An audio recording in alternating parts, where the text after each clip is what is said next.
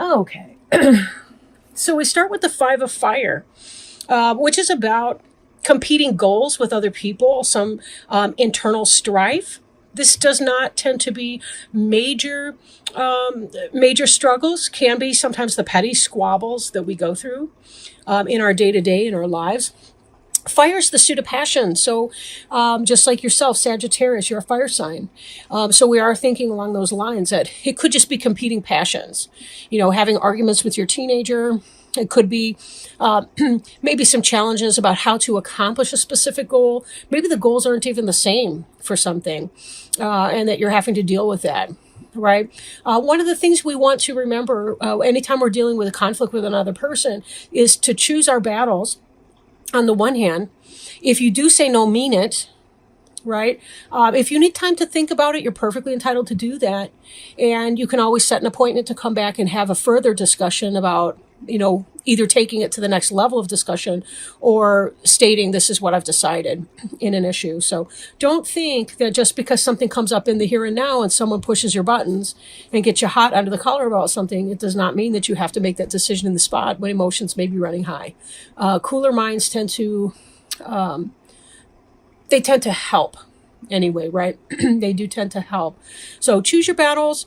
Be sure that you're defining your terms, that you understand what it is that you're discussing. And not everybody is going to be discussing things either. So there's the knowledge of that. Are you spinning your wheels and staying stuck in a pointless discussion or argument about something? It can be tough to figure that out sometimes, which is which. But always, always, always, if you disagree with somebody, let the other person walk away with their dignity. You never will get anywhere with somebody if they feel like they have to eat shit in order to sway to your opinion, right? Or to see your point on something. It will never happen. You get people to dig in their heels. And I'm over the swearing thing, so sometimes these may fall out, but I'll try not to make a habit to pepper this stuff, but I cannot guarantee I won't be shooting some swear words out. Six of Air is about movement, emotion, things coming up, difficulties coming to an end. So if you have been experiencing some difficulties at home, some conflict with people, difficulties even at work. I mean, Five of Fire could be about workplace situations and drama too. This is about forward movement, getting on with it, floating downriver, being done. So that's good. At least it's not going to stick around. Now, Eight of Air, this is kind of on your mind. This can be anxiety, self-imposed anxiety. Sometimes I don't mean to say by self-imposed anxiety that there's not something to feel anxious about or to be upset about. Clearly, that's not the case, or you would not be feeling anxiety in the first place. But is it a question of self-talk? Is it a question of how we're viewing a situation that's giving us the anxiety? Sometimes the fear of having a panic attack can trigger a panic attack. Now, not all anxiety is a panic attack, but all panic attacks are a form of anxiety. It's kind of the crescendo. Now, the card here states an illusion of being trapped. An illusion is when you believe something that is not the same thing as the reality. So it could be that you may not be seeing the exit door, the options, the alternatives in a situation. Sometimes people have difficulties when they're living with somebody that they're romantically involved with, and they're like, they're fighting all the time. It's really frustrating. Sometimes we need to think outside the box. Well, just because we're with somebody in a committed monogamous relationship does not mean we have to live with that person. That's okay too. Sometimes it's about carving out your own way, your own style of doing something. So this can be a good opportunity for you to reach out to other people, connect with them, see if there are alternative ideas and options.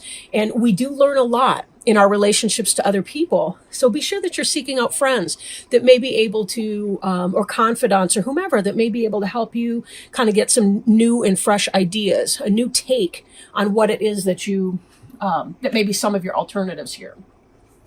Seven of Fire is making me think a little bit about the Five of Fire that was covering you there, right?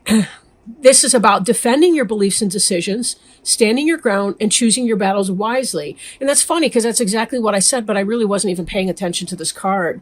So when we do see ourselves in a non-harmonious way, I mean, is this about somebody spending the last of the money before you've got your rent paid?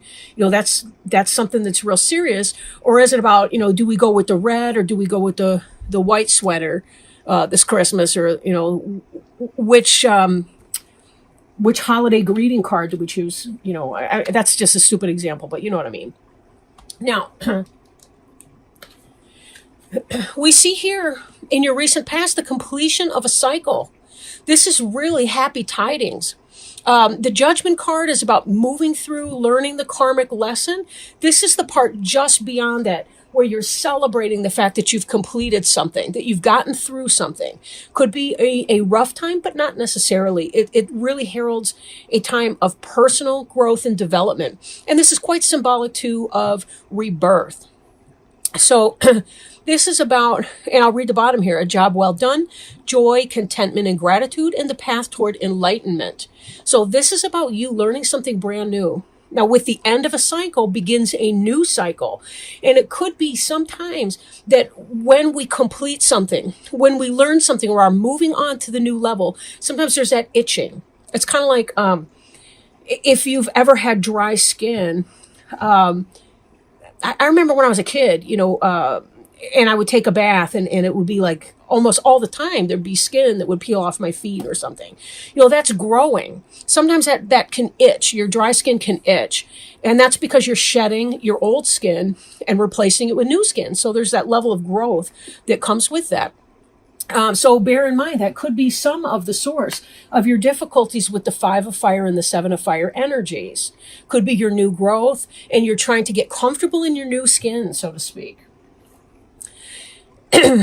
All right. 8 of fire. This is a lot of passion. This is a lot of communication. This is a lot of motion. This is very fast moving energy.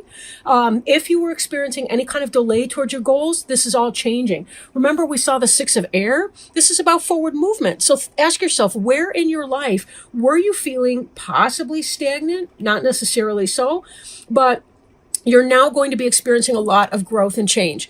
Movement, forward movement. Doesn't have to be literal forward movement, though it could be moving to a new location, getting a new house, getting a new job.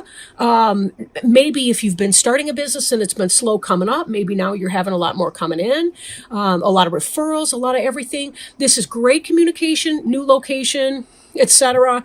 And so for some of you, it's literal. For some of you, it's more of a metaphor. But either way, this is about you're rocking it really this season. This month is going to be really good for you. Now, 2 of air, this card represents you in kind of your place. This is sort of about being at a stalemate, being unable or unwilling to make a decision, pretending that there is no problem. Air is our intellect. It's our thoughts and our thinking. Sometimes we overthink something. And I know I'm an expert at this, right? Like I'll have an impulse to do something and then I'll have to weigh and measure it 1,000 times over until I talk myself in and out of it. And then I wind up doing nothing and I wind up stymied because I have not just grabbed the opportunity by the horns and made it happen. We have to be super careful not to tie ourselves into a knot, I think, with that. It may be helpful.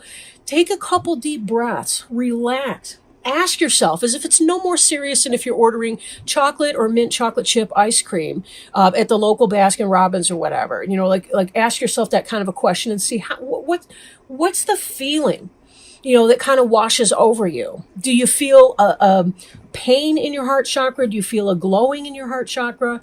If you're not familiar with the chakras, I highly recommend that you Google that because you can find where some of your energy spots are on your body. And we know that our body communicates with us when we are stuck, when we are at this kind of crossroads, when we don't know what to do, we don't know what we're thinking or feeling about something emotionally. Feel your body, right? If you have tension in your shoulders, what's that about? Right? We can literally get an ulcer because we're so stressed out about something. So we know, there's real proof that Our emotional state can influence our physical being. So if we check in with our body, sometimes we can understand the best thing to do. And that doesn't have to be serious like an ulcer, but it can simply be we just check in with our body and see if we can get any kind of a physical reaction. Do we start to get a headache when we think about these issues? I'm looking at their, what is it, a horn? Their corns, I guess, their horns. Crossing, and I'm thinking, man, if I had to walk around, smacking at other animals with my head horn, I would have a headache all the time. I used to because I was stressed out, right? Anyway, I'm babbling, so I'll move on. Babbling is what I do. It's who I am. In your environment, there's memories from your history, childhood, issues regarding children, and romanticizing the past. This is the time for that. This is the time of year when, especially in the northern parts, I can't say for more southern climes, but, there's that time of year. Phoenix was kind of in the summertime because it's so hot. But you kind of go in and this is when you're telling stories, the storytelling time.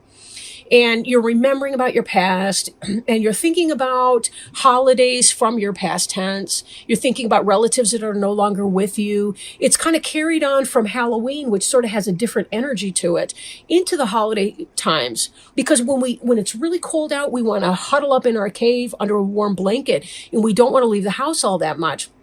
If we do go out, they tend to be nice affairs that involve, sitting around a fireplace and drinking hot chocolate or eggnog or whatever the case. But, this is really about people coming in from your past. It's about thinking about things from your past.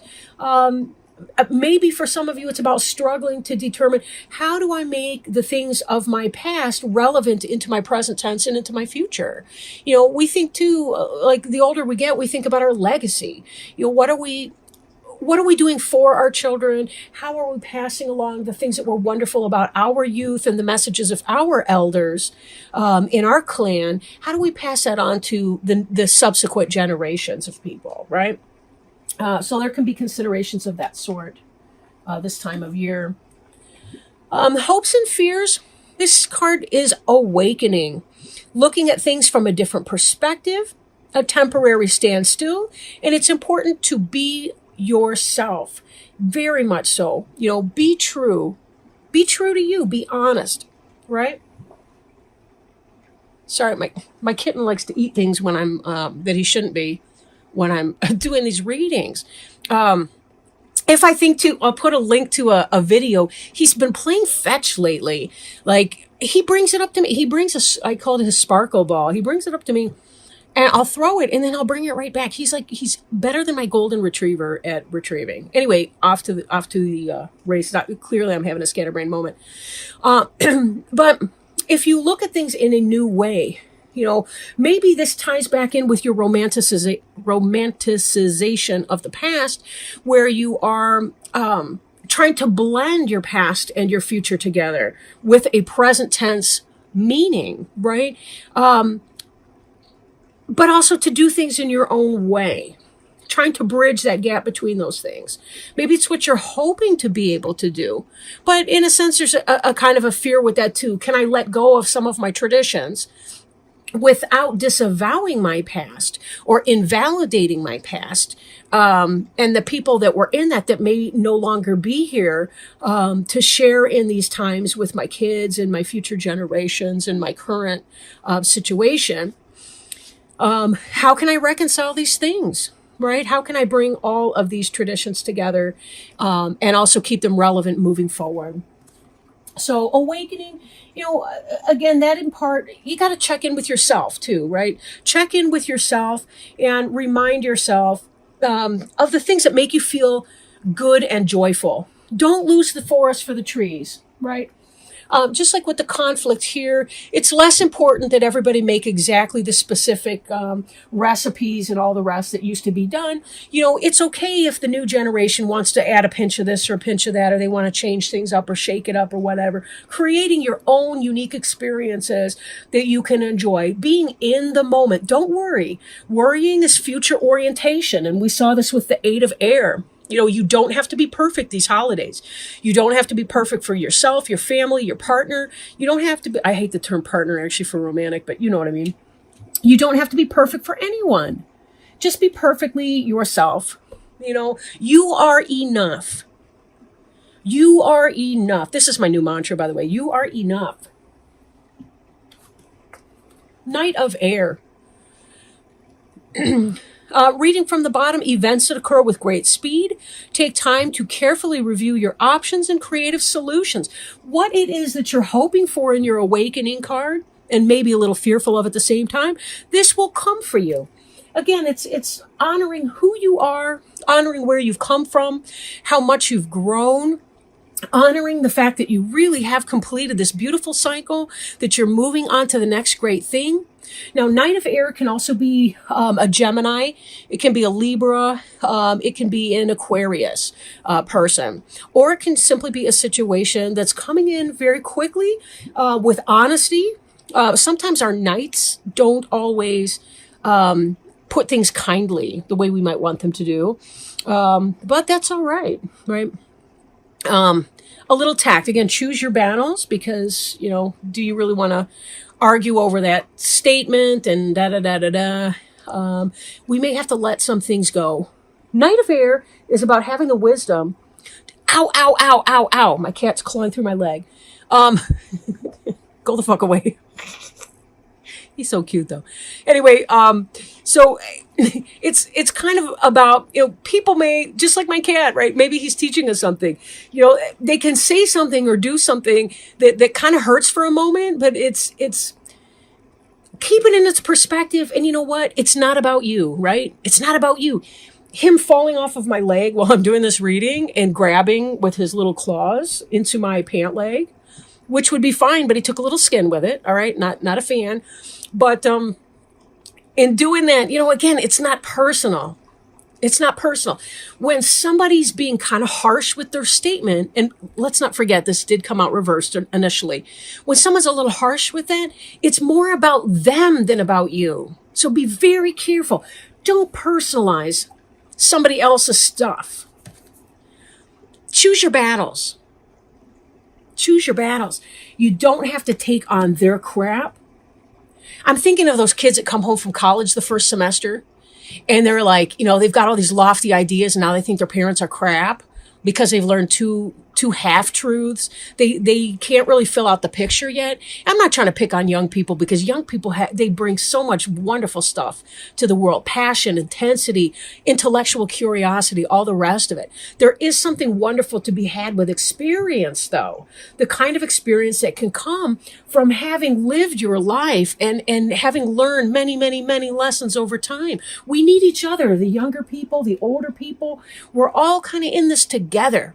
So be very, very careful that because somebody else is coming on in a blaze of glory doesn't mean that you have to be, you don't have to be upset with that. I mean, again, take it as it resonates. And I'm not trying to belittle anybody's discomfort because people can say some very, very ugly things to one another. However, we can't control what other people think, say, or do either. Right? What they think, what they say, or what they do to a certain extent, right? There's a principle of nonviolence here, not initiating violence and all the rest. So just be very, very careful. I'm drawn to look at the unicorn here and how he's got a light on the end of his horn. And I don't think I've ever noticed that before. I feel like light your own way. Right? When it comes to figuring out your traditions and your past and how you want to celebrate that, when you want to have a nice, quaint or quiet holiday season, whatever, light your own way in that. Create your own traditions, light your own way. And if someone thinks that your ideas are stupid, they want to, my mom would say poo-poo. Does anyone see that anymore?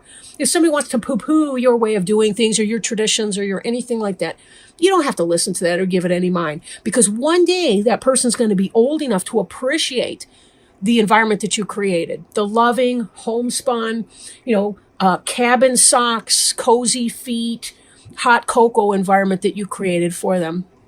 And as we all know, life is a terminal illness and everybody that's born will die.